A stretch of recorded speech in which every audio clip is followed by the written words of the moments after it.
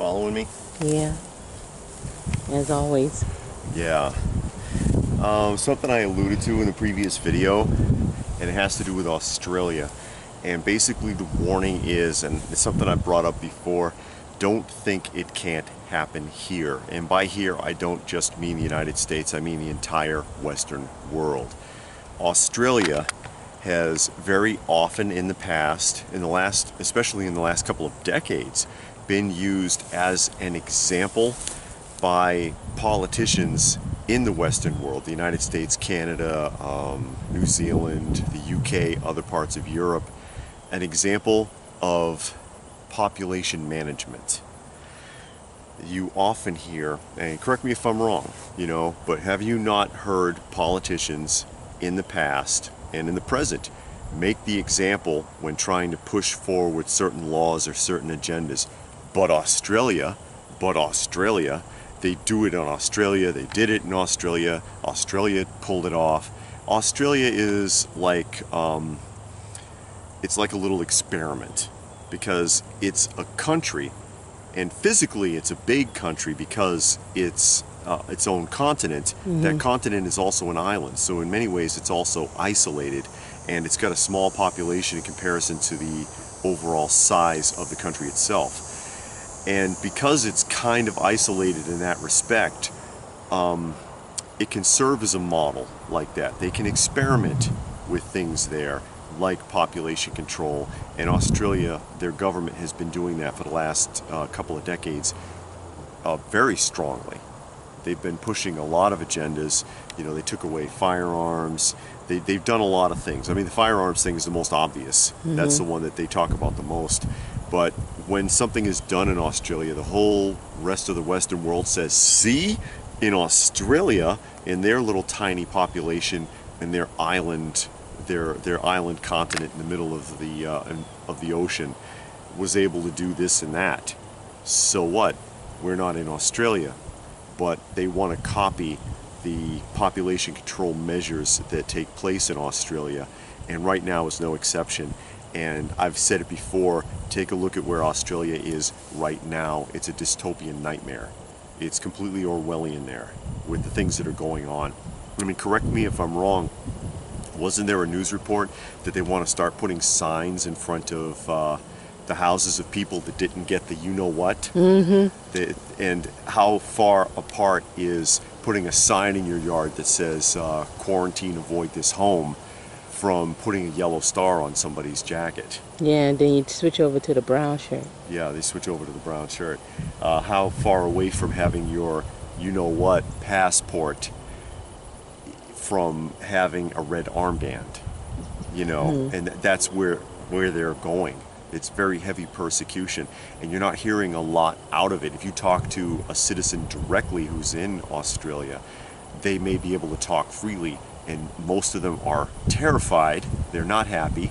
They'll pretend to be happy on camera because they don't have a choice, but they can't speak against their government or any of their mandates. And I'll say it again, correct me if I'm wrong, I've heard that there is an $11,000 fine for each infraction if you speak against your government if you're in Australia, or if you speak against one of their mandates. So if you were to do a screw tube video in Australia saying, hey, this is ridiculous, they did a quarantine on this, or they've imposed such and such curfew and I don't agree with that, next thing you know, they're in court.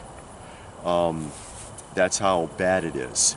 That's a complete totalitarian system that's overreaching and squeezing those people. And again, I warn you, don't think it can't happen in the rest of the Western world.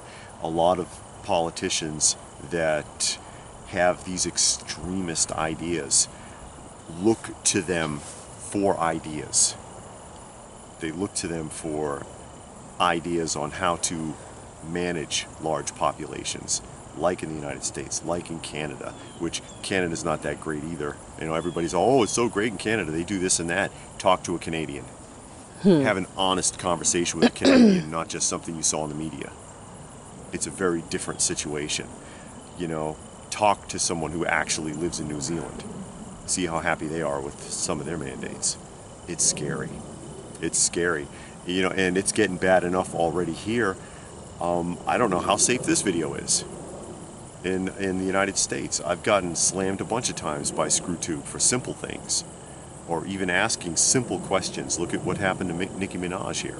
They will eat their own. She's in that group, but it happened to her for asking a question. Yeah. Pulled off of Twitter. They threw her off, and she said that she doesn't ever want to go back.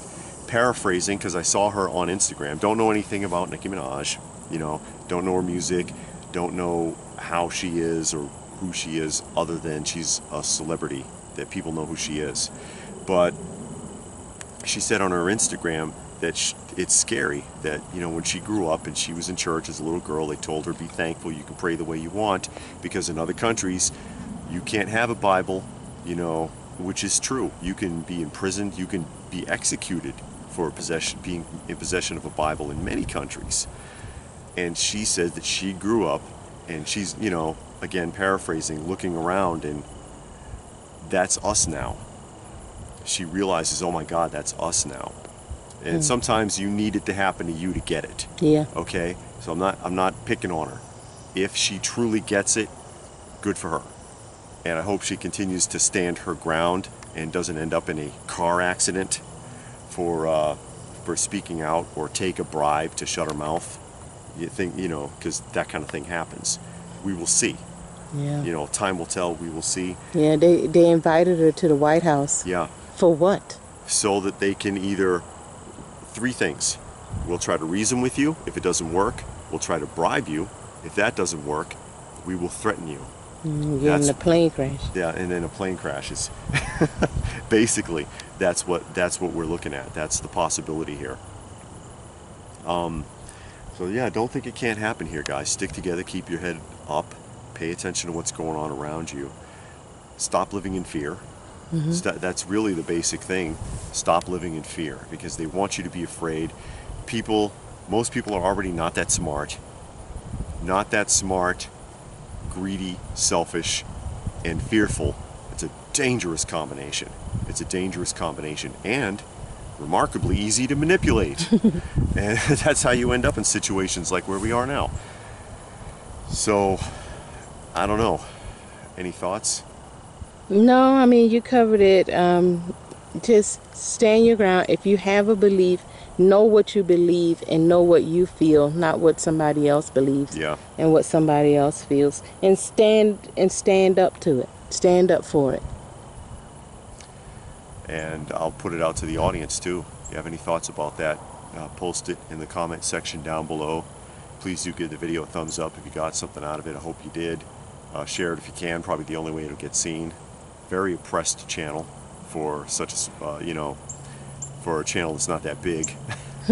Subscribe if you're new, all that good stuff. If you want to help the channel out, there are links for that down below. And what more can I say but stay frosty, folks, and thanks for watching.